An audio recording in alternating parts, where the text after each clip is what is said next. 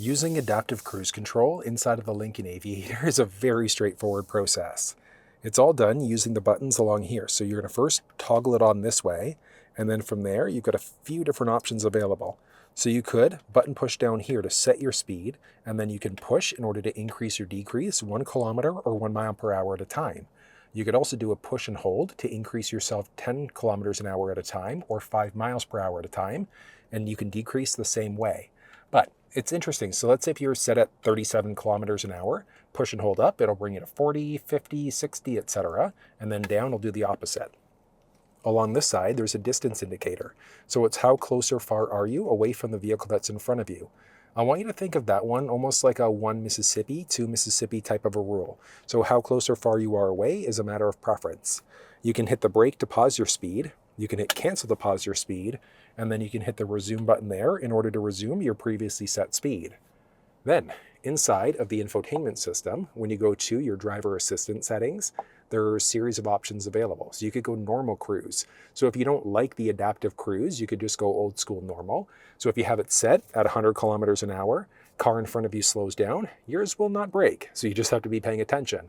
With adaptive, if you've got that turned on and the vehicle in front of you slows down, yours is automatically going to brake. They change lanes, pick up speed, it's going to pick you back up to your set speed again.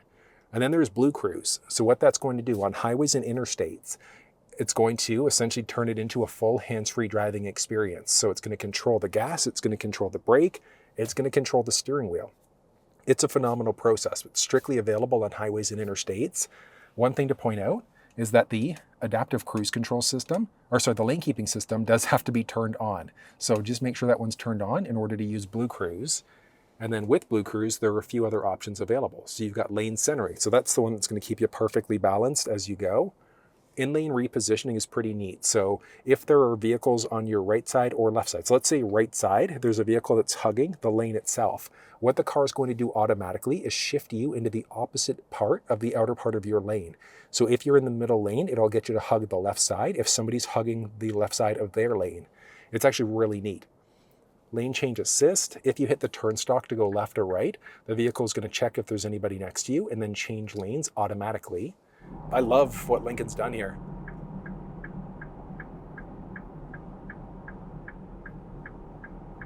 It's so cool. Full hands-free lane change. You just have to do like a little input on your steering wheel, letting the vehicle know that you want to do a change yourself. Then there's predictive speed assist. So if you're going around a bend, it can automatically slow you down. And then it's also got the option of, so let's say if it goes from 100 down to 80, it'll slow you down. From 80 to 100, it'll pick you back up to your set speed again. So it'll slow you down around a bend, and then it can automatically adjust based off of speed sign recognition. So that's going to be a matter of personal preference. But let's go for a spin, and I'll show you how the process actually works in person. So as of right now, the adaptive cruise control system is turned on, but it's not engaged. So what we have to do, push up in order to set, and then you're going to push and hold in order to increase. Then if you wanted to, you could decrease 1 kilometer, 1 mile per hour at a time, push and hold down if you wanted to jump down 10, but I'm going to be at 60 because this is a 60 road. Then you can adjust your distance. So how close or far are you away from the vehicle that's in front of you? I'm personally a fan, residential streets, of just being at level 1, but that one comes down to a matter of personal preference. And you could hit the gas if you wanted to overtake. And that's one nice thing, is that at any point in time, you can overtake the adaptive cruise control system. All you have to do is either put your foot down, you can hit the brake, or you could steer yourself in order to be able to overwrite any of these systems as they go.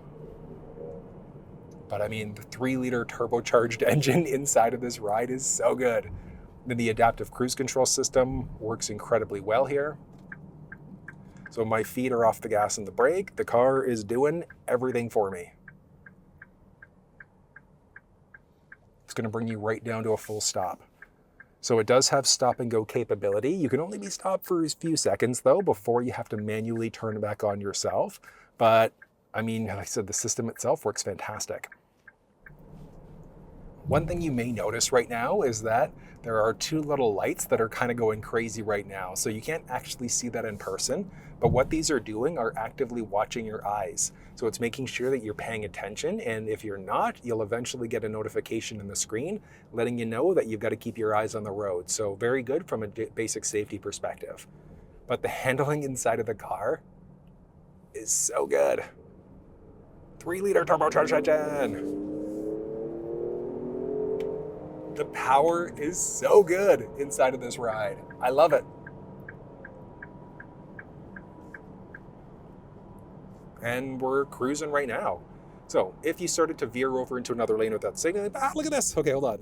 I got to just take a second to appreciate Lincoln for what they've done here.